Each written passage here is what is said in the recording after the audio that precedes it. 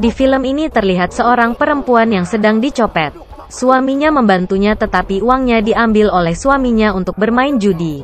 Suaminya terus dikejar-kejar oleh hutang. Istrinya pun jadi jaminan dan ingin diperkosa. Tetapi beruntung polisi datang dan menangkap bos itu.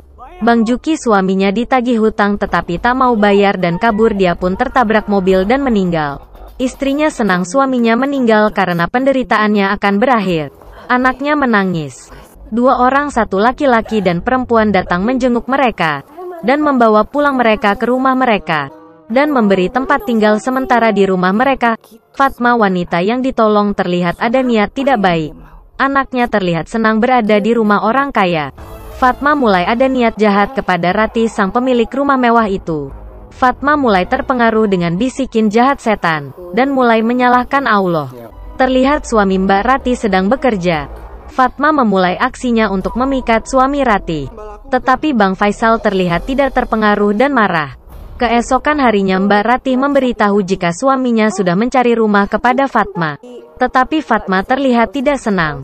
Di dalam mobil mereka sedikit berbincang-bincang, tetapi tiba-tiba mobil mereka mendapatkan kecelakaan karena rem blong, dan mereka tewas kecuali anaknya yang masih hidup. Fatma ingin membunuhnya tetapi tiba-tiba kedatangan pengacara keluarga Pak Faisal, dan memberitahu jika Mbak Fatma akan mengelola semua harta Pak Faisal.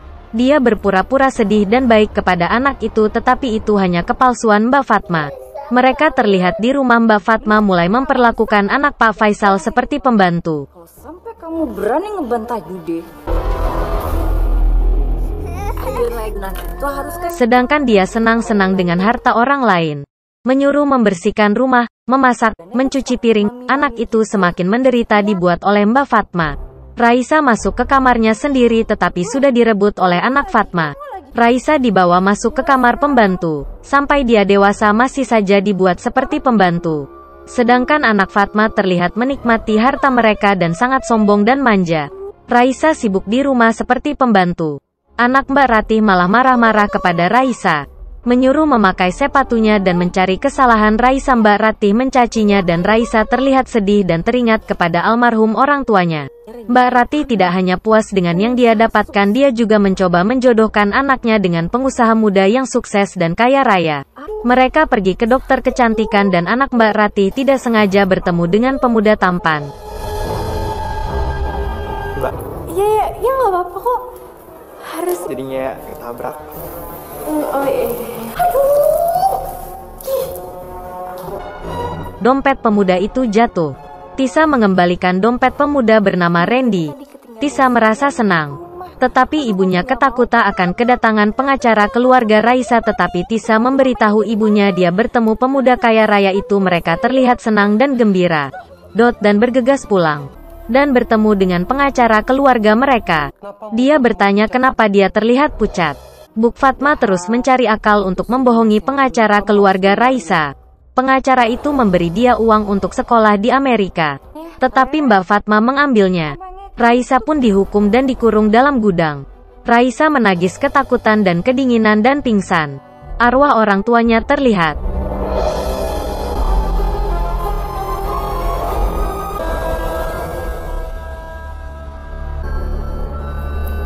Tetapi hilang lagi. Tisa terlihat dan berkata bangun. Tisa mau diner dengan Randy tapi manja dengan baju baru. Raisa minta izin ke kuburan orang tuanya. Raisa terus dibuat seperti pembantu. Di perjalanan Raisa hampir kecelakaan, ternyata pembawa mobil itu adalah Randy. Dia memberi ganti rugi tetapi Raisa tidak menerimanya. Dia berkata, tidak semua uang bisa menyelesaikan masalah. Randy mengikuti Raisa. Raisa sampai ke makam orang tuanya. Randy melihatnya.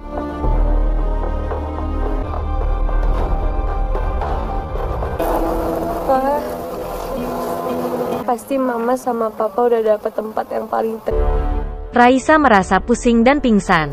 Randy datang dan membantu Raisa membawa RS. Dia sadar dan ingin pergi dari RS tetapi jatuh ke pelukan Randy, tetapi Raisa langsung pergi dan pulang. Randy sampai ke rumah Raisa dan Mbak Fatma memuji Randy. Raisa membawa minuman. Tiba-tiba jatuh. Dimarahin. Randy minta izin ke toilet. Tetapi dia malah ke kamar Raisa. Tisa datang dan Ibu Fatma memarahi Raisa, dan menaktakan Randy itu calon suami Tisa. Tisa terlihat sedang makan dengan Randy tetapi tiba-tiba Randy pergi. Randy ke rumah Raisa, dan bertemu dengan Raisa. Dan Randy mengatakan dia suka kepada Raisa. Mendingan sekarang cepat kamu pergi. Kamu bilang apa barusan?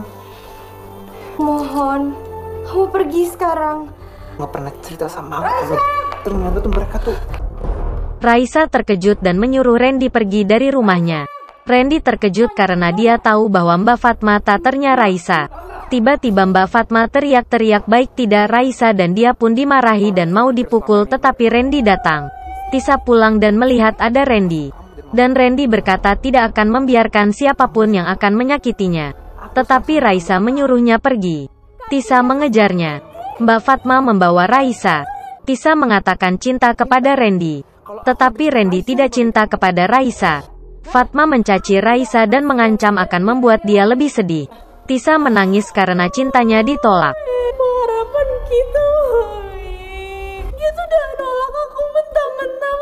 Sekarang gimana caranya supaya Randy itu bertukuk-tukuk? Ayo, supaya laki-laki. Mbak Fatma pergi ke dukun. Tetapi saat Tisa bangun tidur wajah Tisa malah jelek dan kakinya lumpuh. Tisa dibawa ke RS. Dan dia dinyatakan keracunan dan merusak sarafnya. Tisa terlihat jelek dan merasa semua ini adalah balasan kejahatan mereka. Tetapi ibunya tidak juga sadar. Tisa ingin bertemu dengan Raisa. Ternyata Raisa dikurung di gudang oleh ibunya dan terlihat sangat menyedihkan. Tisa mencoba untuk menyadarkan ibunya tetapi ibunya tetap saja tidak sadar. Tisa meminta maaf kepada Raisa yang telah dilakukan selama ini. Sekarang mereka terlihat baikan dan Tisa menyatukan Randy dengan Raisa. Karena dia tahu mereka saling mencintai. Ibu Fatma melihatnya dan terlihat sangat marah dan merasa menyesal dia membiarkan Raisa hidup dan menyalahkan Raisa atas penderitaannya. Setelah itu terlihat Raisa menikah dengan Randy. Mas kawin seperangkat alat sholat dibayar. Sholat dan emas nilai 20 gram dibayar tuh. Ibu Fatma menaruh racun ke makanan Raisa. Randy dan Raisa memakan makanan itu. Terlihat Fatma sangat benci dengan Raisa dan Tisa mengatakan dan menentang ibunya dan dia sudah menukar air yang telah diberi racun oleh ibunya. Sekarang mereka bertengkar. Tiba-tiba Tisa jatuh ternyata racun itu diminum oleh Tisa. Ibunya berteriak. Randy dan Tisa datang.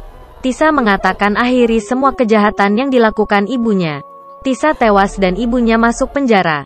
Akhir dari kejahatan yang diperbuatnya dan mendapatkan balasannya.